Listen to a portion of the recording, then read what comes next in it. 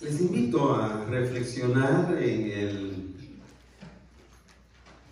tema de este día, el cual se titula Solo Jesús abre los ojos espirituales. Basado en el capítulo 9 del Evangelio de Juan, pero como es muy largo, solo vamos a reflexionar en este tema en 3 secciones de este capítulo. Los versículos de Juan 9, Juan capítulo 9, los versículos 1 al 7, después 32 y 33, para terminar con 35 a 38. Usted mantiene su Biblia abierta en Juan 9.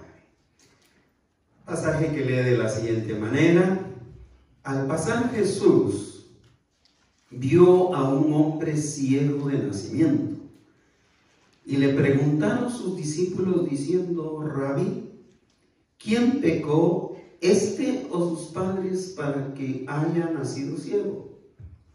Respondió Jesús: no es que pecó este, ni sus padres, sino para que las obras de Dios se manifiesten en él. Me es necesario hacer las obras del que me envió. Entre tanto que el día dura, la noche viene cuando nadie puede trabajar. Entre tanto que estoy en el mundo, luz soy del mundo.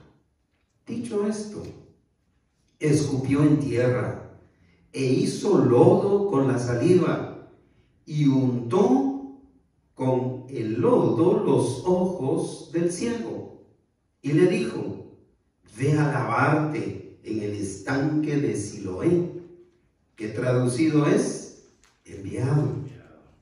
Fue entonces y se lavó y regresó viendo. Desde el principio no se ha oído decir que alguno abriese los ojos a uno que nació ciego. Estoy en el versículo 32 y 33. Si este no viniera de Dios, nada podría hacer. Y terminamos en el 35 al 38, que dice: oyó Jesús que le habían expulsado, y hallándole le dijo, lea conmigo la pregunta: ¿crees tú en el Hijo de Dios?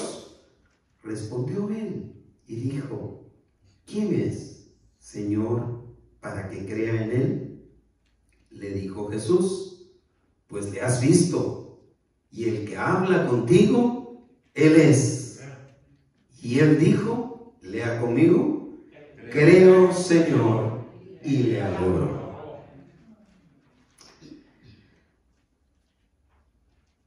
Solo Jesús abre los ojos espirituales, y déjeme decirle que también los ojos físicos. Si no, preguntémoselo al hermano Raúl Durán. Si no, preguntémoselo al hermano Mauricio Godoy, también con testimonio de que el Señor le devolvió la vista. Pues gracias al Señor por estos lindos temas que hemos tenido para reflexionar. Una de las incapacidades físicas que, según la Organización Mundial de la Salud, causan el mayor dolor en los seres humanos es la ceguera física. En cualquiera de sus impedimentos visuales, porque aunque no todos tienen ceguera total, tienen impedimentos visuales. La misma Organización Mundial de la Salud, 2 años atrás, en el 2021, reportó más de 1 billón de personas afectadas por cualquier tipo de impedimento visual. De ese billón de personas, escuchen estas estadísticas porque son impresionantes en cuanto a la ceguera física. De ese billón de afectados por impedimentos visuales, 253 millones de personas tienen ceguera total. 2021. Más de 253 millones de ciegos totalmente. Y de esos 253 millones, hay 50 millones que tienen ceguera de nacimiento, la cual es imposible humanamente de sanar, de restaurar. El ciego congénito, es decir, cuando la ceguera es congénita, cuando la ceguera viene de nacimiento, no se ha oído que alguien haya vuelto a ver, o que haya visto, que haya recibido la vista de regreso. Es decir, no existe ningún tratamiento para la ceguera de nacimiento. ¿Cómo no le existe para hoy día, para el cáncer? Como no le existe o no le existía en aquel tiempo para la lepra. Sin embargo, nuestro Dios Todopoderoso es el único que puede sanarla. Es el único que puede sanar no solo la ceguera física, pero también la ceguera espiritual. Y no solo la ceguera física, como una enfermedad congénita, sino cualquier enfermedad congénita, como esa deficiencia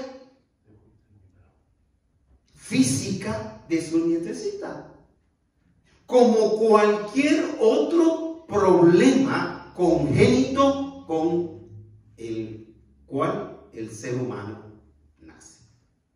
Dios es misericordioso y es poderoso y es un escudo que nos rodea para darnos sanidad en aquello que nadie más puede dar sanidad. La Escritura nos enseña que todos nacemos con ceguera espiritual. Todos somos ciegos espiritualmente. Eso es algo que no sabíamos, ¿verdad? Nacemos ciegos espiritualmente. Pero también la Escritura nos da una excelente noticia en la cual reflexionaremos en este encuentro de Jesús con un ciego de nacimiento. Sí, una persona que nunca había visto la luz. Como una persona que nunca había visto los colores. Porque hay quienes nacen viendo y por cualquier situación pierden la visión. Pero en este caso era uno de esos 50 millones del 2021 que había nacido ciego. Esta noticia en la Escritura, hoy nos dice que solo Jesús sana ambas cegueras. Bendito sea el nombre del Señor Jesús. Sana la ceguera física, pero también sana la ceguera espiritual con la que todos hemos nacido. Siempre y cuando pongamos la fe en Jesús como nuestro Salvador, como lo hizo este ciego. De modo que este milagro que el Señor efectuó, obró en este ciego de nacimiento, es una de las 8 señales que identifican a Jesús como el Mesías, según Isaías. Isaías dijo que el Mesías vendría a dar vista a los ciegos. Y no solamente, vuelvo a repetir, a los ciegos físicamente, sino también a los ciegos espirituales. Este también es uno de los 4 milagros que Jesús hizo, apenas 4 milagros que Jesús hizo alrededor de Jerusalén, en Jerusalén y sus alrededores. Solo 4. ¿A qué se debió? Se debió a la falta de fe de los judíos. La mayoría de los milagros oficiados por el Señor Jesús fue fuera de Jerusalén. Esto es impactante. Por eso, este es uno de los milagros, de esos 4 milagros que recibió una oposición tremenda. Los que fueron sanados, esos 4 milagros que se oficiaron allí en Jerusalén, recibieron una persecución a muerte de parte de los incrédulos.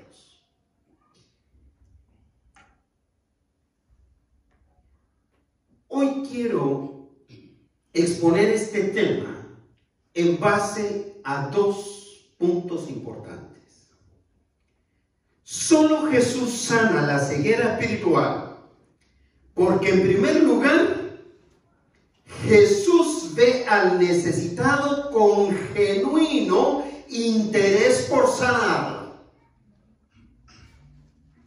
Cuando el Señor Jesús pone sus ojos en un enfermo, inmediatamente lo ve con un genuino deseo de verlo sano.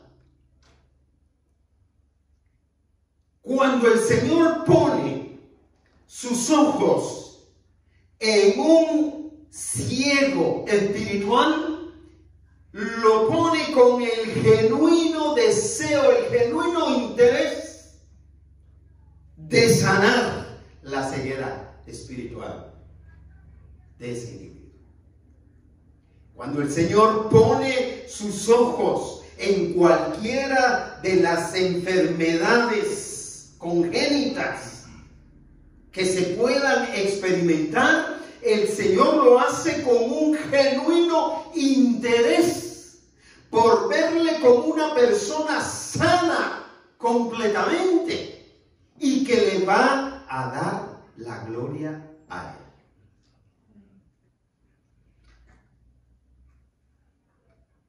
Mientras la gente ve morbosamente los sufrimientos de los demás como un castigo de Dios por sus pecados, y eso no era solo en aquel tiempo.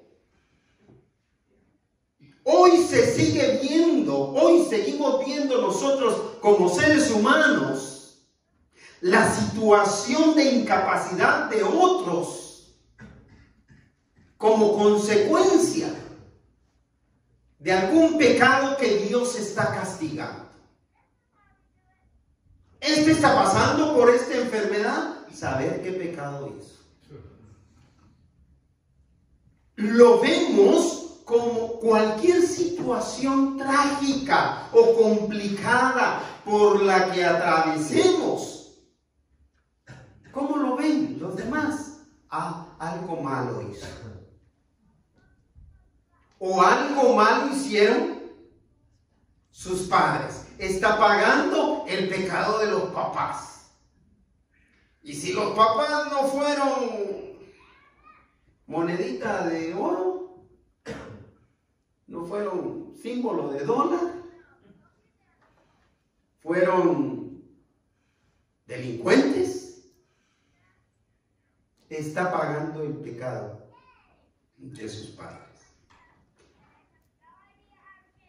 Pero mientras el ser humano ve con esa morbosidad las situaciones difíciles de los demás, el Señor Jesús lo ve con misericordia y con compasión.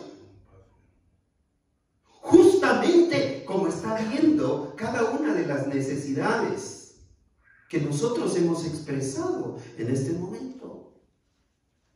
Ve su ansiedad, hermana María Guijarro, con compasión, con misericordia, de manera que va a obrar, fortaleciéndole y preparándole para recibir la sanidad del Señor. Pero vea que también el Señor Jesús vio esa necesidad de aquel hombre como una oportunidad para glorificar el nombre de Dios. Que esa es la gran diferencia. Por eso es que nosotros podemos dar gloria al Señor por la vida de hermano Romeo. ¿Cuántos hemos escuchado que se han levantado de un cáncer terminal como Él lo hizo en el nombre del Señor?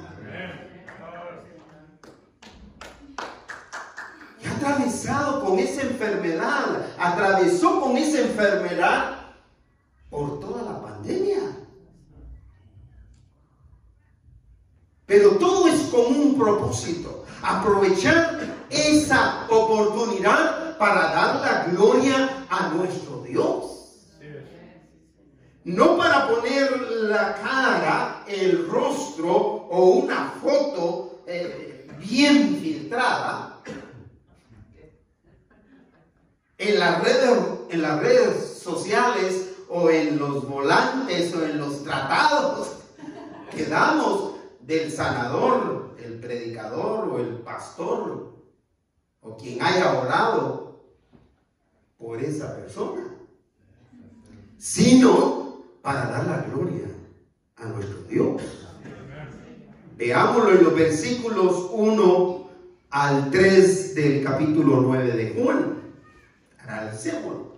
Al pasar Jesús, es decir, cuando oímos que el Señor Jesús pasó, tal vez ni nos imaginamos la manera profunda en que Él observó, la manera profunda en la que Él vio, dice Juan, y vio ¿a quién? A un hombre ciego de nacimiento. Es decir, lo vio como un caso especial, porque no eras el único enfermo, no era solo ese ciego. Había más enfermos en ese lugar. Lo mismo que sucedió con el paralítico de nacimiento también, que no podía meterse al estanque por el mismo. Había cientos de enfermos, pero el Señor vio a este ciego de nacimiento y le pareció un caso muy especial, un caso muy particular, porque era justo en Jerusalén.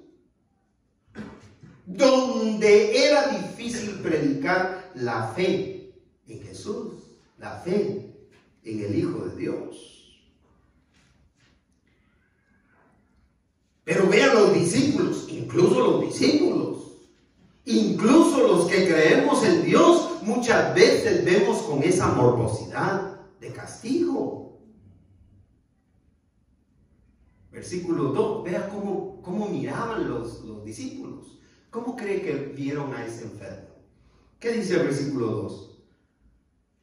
Y le preguntaron sus discípulos diciendo: Rabí, ¿quién pecó? ¿Este ciego o sus padres para que haya nacido ciego? ¿Cómo lo vieron? 100% un pecador. Lo vieron, lo juzgaron, lo vieron con juicio, emitieron un juicio que no les correspondía, como muchos de nosotros a veces hacemos. La situación de pobreza por la que está pasando, a saber qué pecado está pagando, a saber qué situación está pagando. ¿Quién pecó?, preguntaron ellos, e hicieron el juicio. ¿Este o sus padres? ¿Qué clase de pecado cometió este o sus padres? Y vea cómo el Señor responde al respecto de esa pregunta, versículo 3. Respondió Jesús: no es que pecó este ni sus padres. Punto. Es posible que algunos estén pagando las consecuencias de sus pecados, pero de sus actos. Pero eso no quiere decir que todos los que pasan por circunstancias difíciles estén pagando algún pecado. Si no, muchos de nosotros estaríamos en constante pago. Eso fue lo que dijo el hermano Cole en su tema la semana pasada. Según el apóstol Pablo, de los pecadores, yo soy el peor, decía Pablo. De los pecadores, yo soy el primero. Respondiendo Jesús: no es que pecó este, les dijo, ni sus padres. Entonces, ¿para qué? Leamos el resto del versículo 3. Leámoslo en voz alta, hermano. Sino para que las obras de Dios se manifiesten en él. Gloria sea a Dios. Allí había un objetivo, había un propósito divino, celestial, para dar la bendición a aquel hombre. El hombre no era el espectáculo. El propósito era dar la gloria al Señor. Cuando pedimos sanidad por alguien, ¿cuál es nuestra manera de pedir? ¿Cuál es nuestro propósito? Que la gente dé la gloria al Señor. Ese debe ser nuestro propósito. Jesús mostró en ese hombre entonces que su Padre celestial, que Dios Padre, lo había enviado a dar la vista a los ciegos y a obrar milagros de amor y de compasión por todos los necesitados. Yo quisiera seguir citando.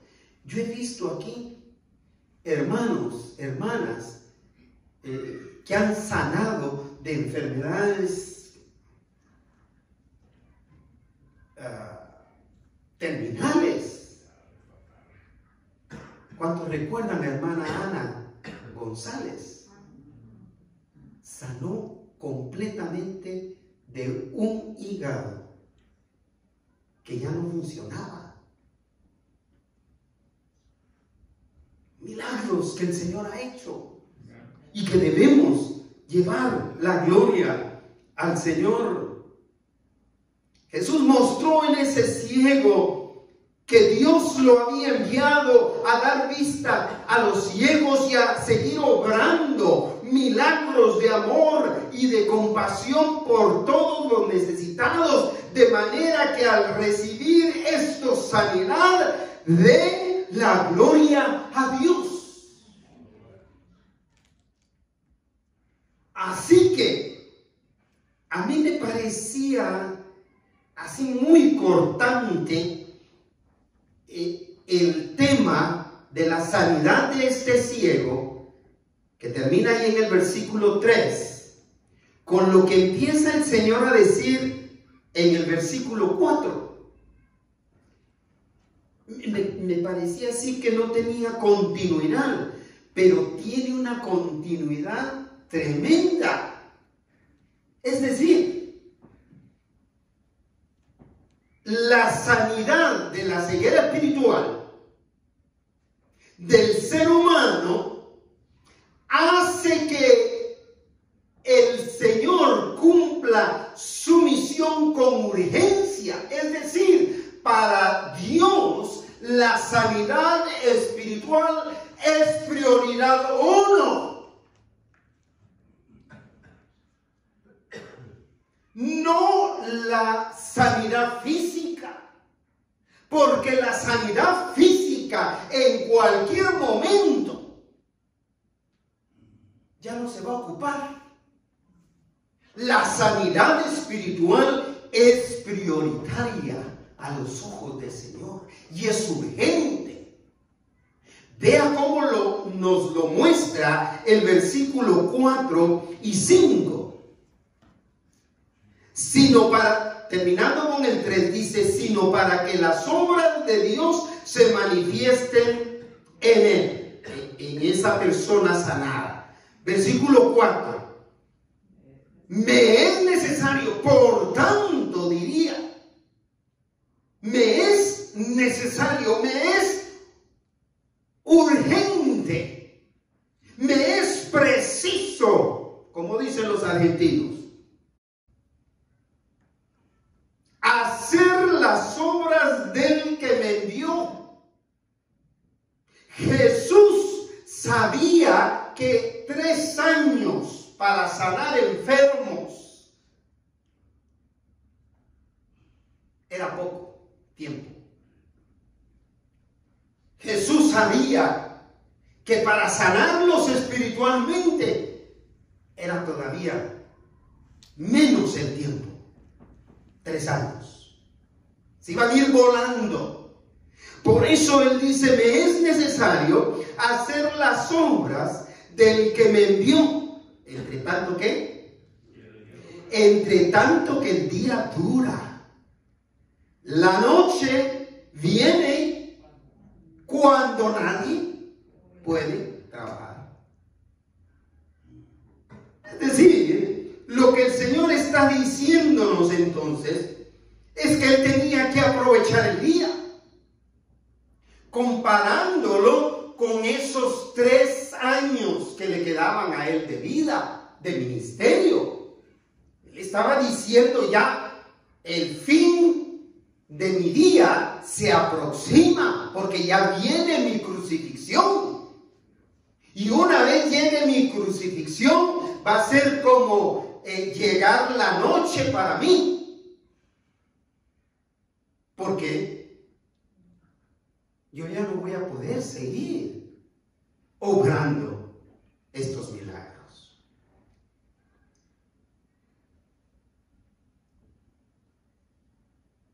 Es como lo decía Isaías. Busquemos a Dios mientras puede ser hallado. Pero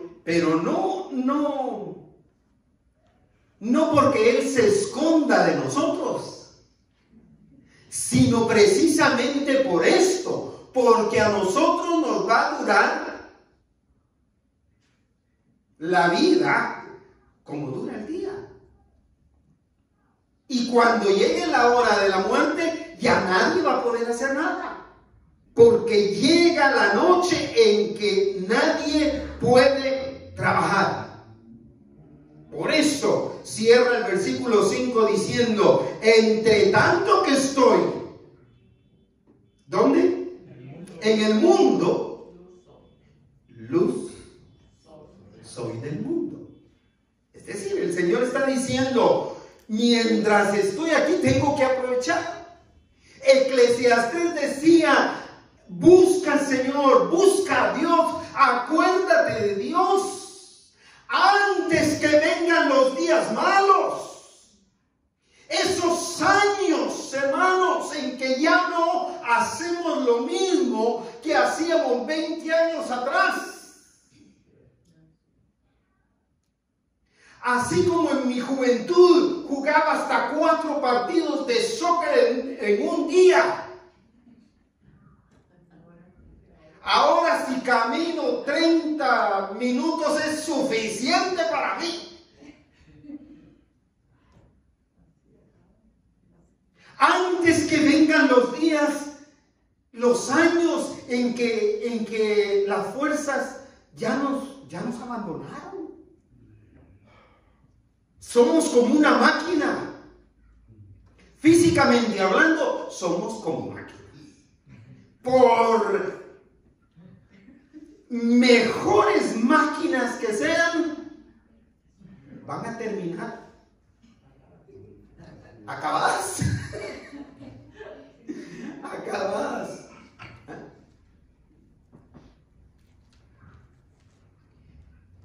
Yo siempre dije que yo no me arrepentía de haber empezado a servir al Señor tan joven. Siempre lo dije. Pero ahora, déjeme decirlo nuevamente, qué bueno que lo hice. Qué bueno que lo hice. ¿Sabe por qué? Porque ahorita ya no puedo hacer lo que hice a los 16, 17 años que servía al Señor. Cuando salía de una vigilia de oración a los 17 años, salía de una vigilia completa de oración para ir a jugar fútbol con todos los jóvenes de la iglesia, como que sin nada. Y después a bañarme y al culto de los jóvenes en la tarde, a predicarles. Y después el domingo a la escuela dominical, feliz. Es decir, es algo que ahora no se puede hacer. Recuerdo la temporada, la época en que yo predicaba 3 sermones en día domingo. Si no lo sabía, hermano, predicaba a las 8 de la mañana, como vivía aquí en la casa pastoral. Terminaba sudado, iba, me bañaba y a las 11 estaba aquí, de regreso, para predicar el segundo sermón. Y a las 5 de la tarde volví a estar aquí para predicar el tercer sermón.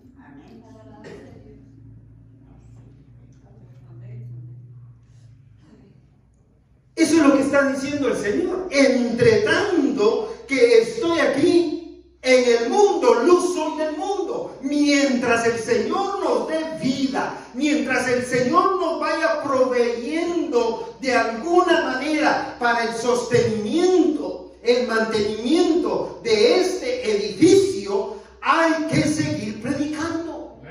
Hay que seguir anunciando la sanidad espiritual en Cristo Jesús. Si lo hacemos, el Señor va a seguir siendo fiel con nosotros para proveernos y para darnos.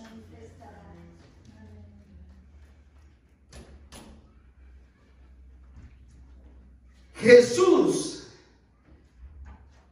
no siguió perdiendo más el tiempo e hizo lo que solo Él podía hacer.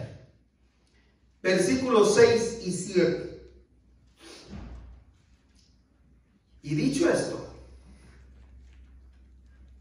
a mí me parece muy, muy interesante, pero Luego que él dice, es urgente hacer esta misión.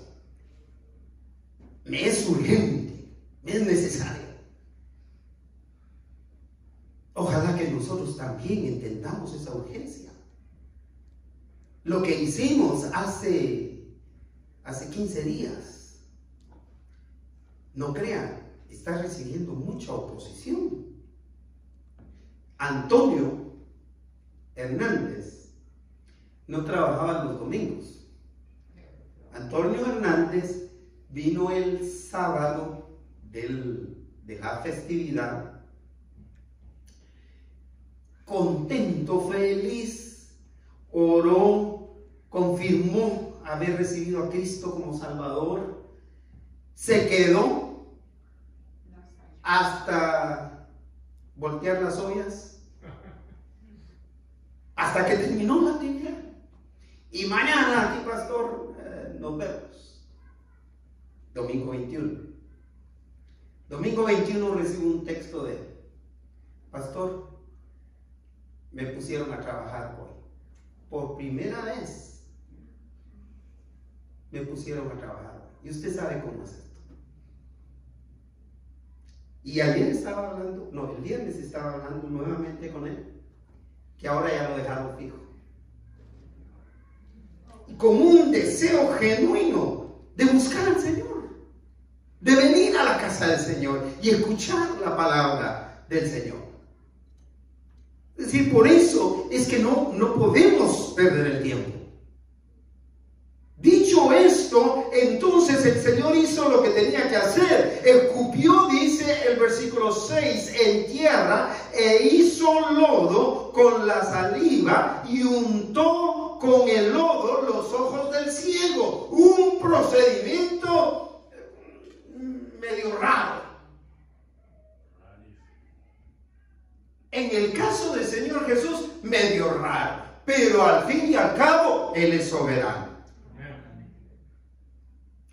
Y no vamos a discutir por qué lo hizo. Él explica a continuación por qué lo hizo. Y si queremos estar de acuerdo, está bien. Y si no queremos estar de acuerdo, de todas maneras está bien. El caso es que el ciego de nacimiento fue sanado. No importa el procedimiento que haya usado. Como un Dios soberano, Él pudo no usar nada, como lo hizo en otros casos.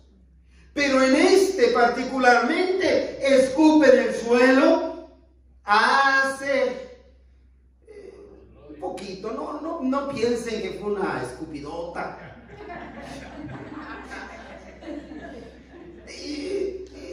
Hizo una masita y la untó en los ojos del ciego. Pero aquí viene la clave, versículo 7. Empiezan las indicaciones al ciego y le dijo, ve aquí, a lavarte.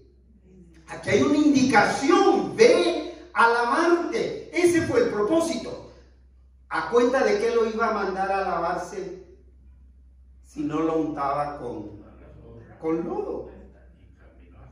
Y el lodo se consideraba como inmundicia. ¿Qué estaba diciendo el Señor? Ve a lavarte de tu inmundicia, de tus pecados. ¿A dónde lo mandó a lavarse? Dice, y le dijo, ve a lavarte al estanque de Siloé. Mejor le hubieran puesto Siloé. ¿Qué traducido es? Enviado. ¿Quién es el enviado? Jesús. ¿Qué le estaba diciendo? Ve a lavarte o a que te lave el enviado, el Mesías, el Cristo, el Hijo de Dios. Pero lo más impresionante para mí es lo que hizo el ciego. Fue entonces y se lavó. Y regresó, ¿qué? Viendo. Sanado físicamente.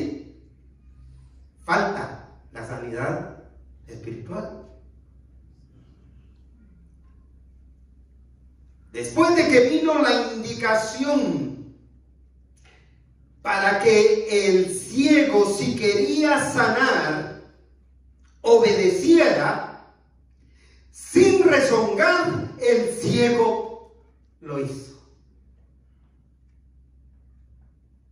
Y utilizo este rezongar porque era una palabra favorita en los labios o en el vocabulario de mi papá y de mi mamá. Mira, vieja, le decía mi papá a mi mamá, mírate vieja, ¿cómo nos salió este de rezongón? O sin rezongar. Es decir, ¿pero por qué me está mal? Está viendo que no miro. Y me manda a buscar agua para lavar. Usted se puede imaginar a este ciego buscando el agua. Eso es lo que pasa con mucha gente. A la gente no se le puede decir, ¿quiere recibir a Cristo? Levante su mano. Y la mayoría responde, ¿y para qué? ¿Para qué tengo que levantar mi mano? Es que hay una señal que dar. Hay alguna indicación que seguir. El Señor dijo, ve a lavarte. Y si eso me va a dar sanidad, voy a lavarme. ¿No es cierto? Si el Señor dice que tengo que poner mi fe en Cristo Jesús para ser salvo, para ser perdonado de mis pecados, muy sencillo. Voy a poner mi fe en Cristo Jesús. Si el Señor dice, recibe el Evangelio, recibe a Cristo para ser salvo. Si quiero ser salvo, ¿qué voy a hacer? Tengo que recibir el Evangelio. Tengo que creer en el Evangelio de Cristo Jesús. Reconocer que soy pecador.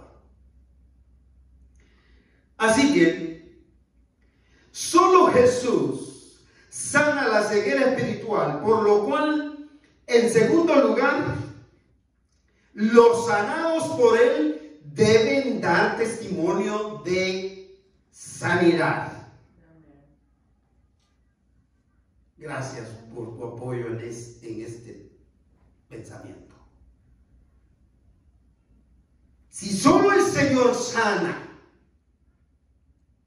de la ceguera espiritual, nosotros tenemos la responsabilidad. Los sanados espiritualmente tenemos la responsabilidad de dar testimonio de esa sanidad que nosotros recibimos. ¿Quién más? Es como que usted encontró un tesoro. Y si nos quedamos con el tesoro, no, Jesús solo para mí. La salvación solo para mí. Esa no es la idea. Debemos dar testimonio de esa sanidad. Los religiosos no se alegraron con la sanidad de aquel hombre, por lo que lo acosaron con una violencia cuestionable para ser religiosos. Intentaron muchas veces que el milagro se negara. Es decir, intentaron negar que aquel milagro se había efectuado. ¿Saben ni de qué lo acusaron? De mentiroso. Buscaron inconsistencias en su historia, en lo que él contaba. Le estuvieron preguntando una y otra vez cómo es que había sido sanado, hasta que a él lo colmaron, lo cansaron y les dijo, la última vez que le preguntaron, dijo, ya se los dije. Versículos que no leímos, ya se los dije. ¿Acaso ustedes también quieren seguirlo? ¿Quieren ser ustedes sus seguidores? Por eso están tan interesados. Vean qué sabiduría, qué inteligencia. La verdad que no. ¿Por qué están tan interesados en que se lo repita, se lo repita? ¿Acaso ustedes quieren seguirle también?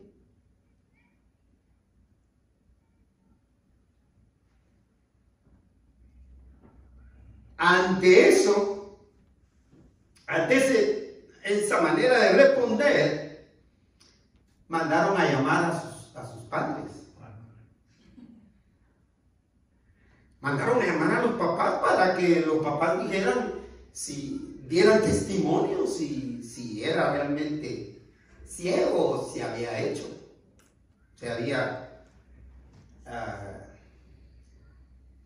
era un fraude lo del milagro. Y cuando llegan los papás, dicen, mire, este es nuestro hijo y nació ciego,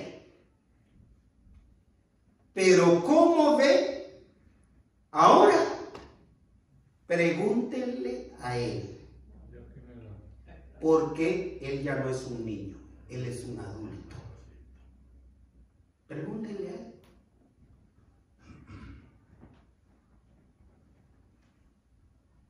Ante ese acoso, aquel hombre sanado no se amedrentó, sino que argumentó su testimonio, es decir, empezó a argumentar, puso argumentos en cuanto a su sanidad física. Versículo 32 da la primera razón. Les dice, desde el principio, les dice algo que ellos sabían. Desde el principio, es decir, refiriéndose a todo lo que dice el Antiguo Testamento, en la ley, en los profetas, en Salmos, en Proverbios, en todo el Antiguo Testamento. Desde el principio les dice que no se ha oído decir que alguno abriese los ojos a uno que nació ciego. Ellos lo sabían. En el Antiguo Testamento no se habla de la sanidad de un ciego de nacimiento. Ahí los sacó de onda, porque ellos eran expertos en el estudio de sus libros. Desde el principio no se ha oído decir que alguno abriese los ojos a uno que nació ciego. Pues hasta ese momento, y yo diría que hasta el día de hoy, no, según la Organización de la Salud, Mundial de la Salud, es imposible sanar a un ciego congénito, un ciego de nacimiento. Entonces, hasta ese momento no había registro de alguien que sanara la ceguera de nacimiento. Los religiosos, por lo tanto, estaban completamente desconcertados y empezaron, esto hay que analizarlo. De manera impecable, continuó con la segunda razón para argumentar su testimonio. Otra razón que fue imposible de contradecir. Y está en el versículo 33, que les dice. Le dice, si este no viniera de Dios, nada podría hacer. Ya no pudieron decir nada. Ya no pudieron decir nada. Les dice, si este no viniera,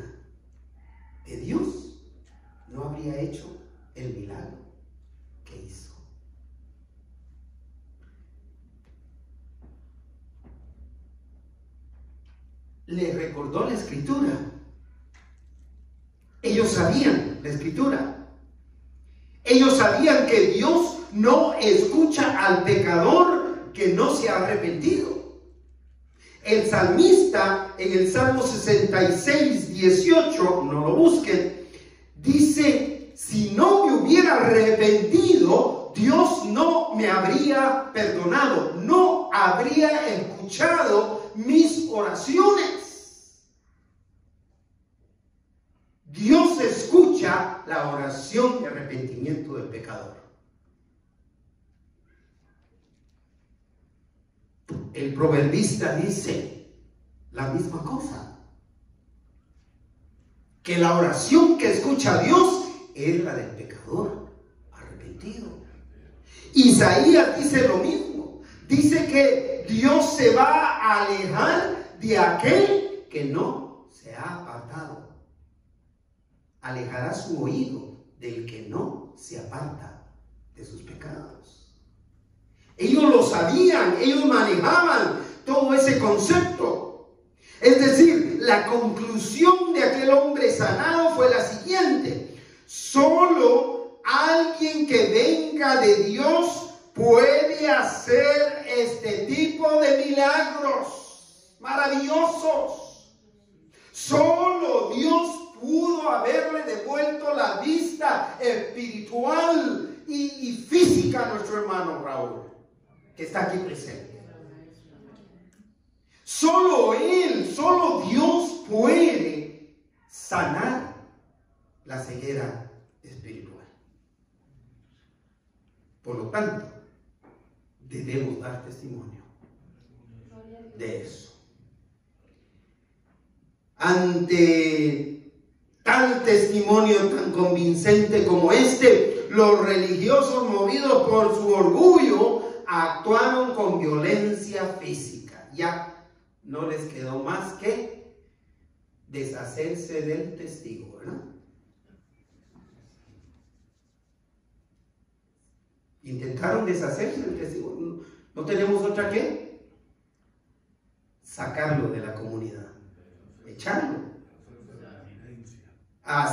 deshacerse de evidencia, callar al testigo de alguna manera.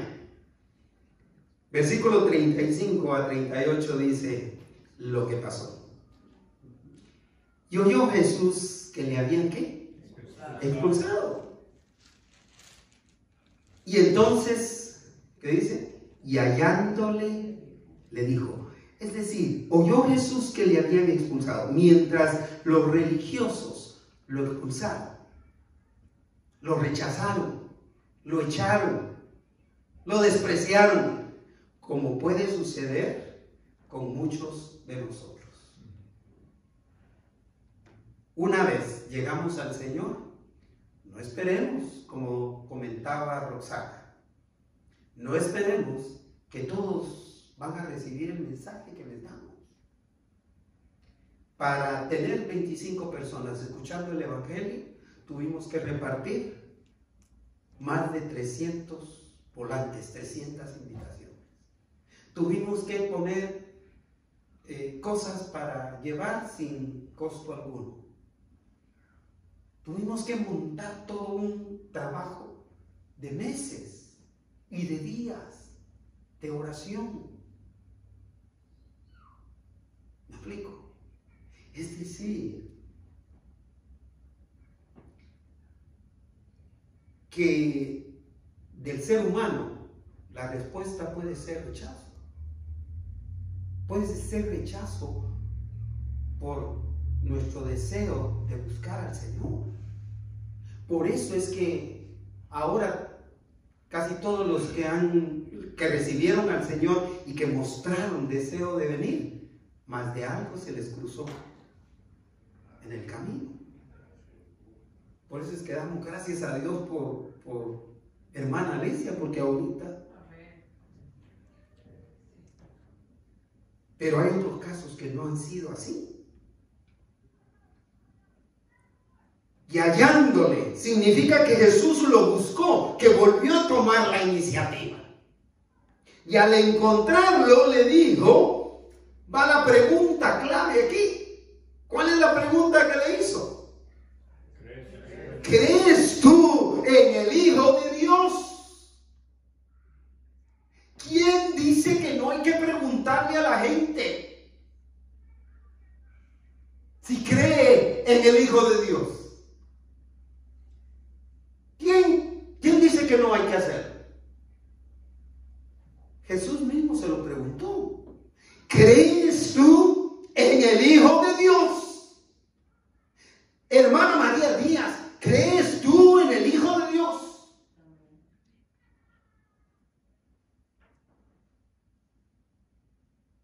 ¿Crees tú en el Hijo de Dios? Y es una pregunta que hay que responder. Y solo puede responderla de una manera. ¿Sí o no? Porque un después, un déjame pensarlo, es equivalente a uno. ¿Crees tú en el Hijo de Dios?, le dijo Jesús. Versículo 36. Respondió él y dijo: ¿quién es, Señor, para que crea en él? Es decir, que este hombre ahora sanado, aunque sabía del Mesías de Israel, no lo conocía personalmente.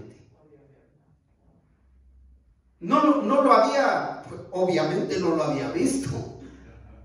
Por eso su pregunta humilde, la cual fue honrada, porque él le dijo: ¿quién es, Señor, para que crea en él? Porque quiero creer en él, quiero verlo.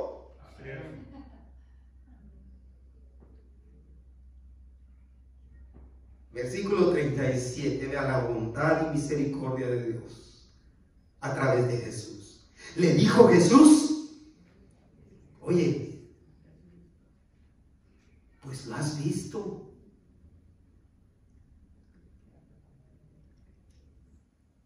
¿Por qué? El que habla contigo. Habla en tercera persona. Él es, le dice. ¿Usted recuerda a quién más le dijo así? El que habla contigo, Él es.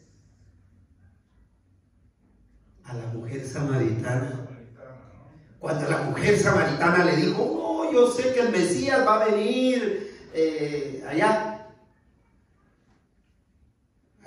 ¿sabe cuándo? Pero va a venir. Y el Señor le respondió exactamente esto. Le dijo: el que habla contigo, Él es. ¿Y cuál es la respuesta inmediata entonces? Le dijo Jesús: pues le has visto, y el que habla contigo, Él es. Versículo 38. Y él dijo: creo, Señor, y le adoró. Esa es la respuesta. Esa es la única respuesta válida para tener vida eterna. La única pregunta que hay que responder para tener vida eterna, para irse con Cristo Jesús al morir, al pasar de esta vida, es cuando hemos respondido: sí, creo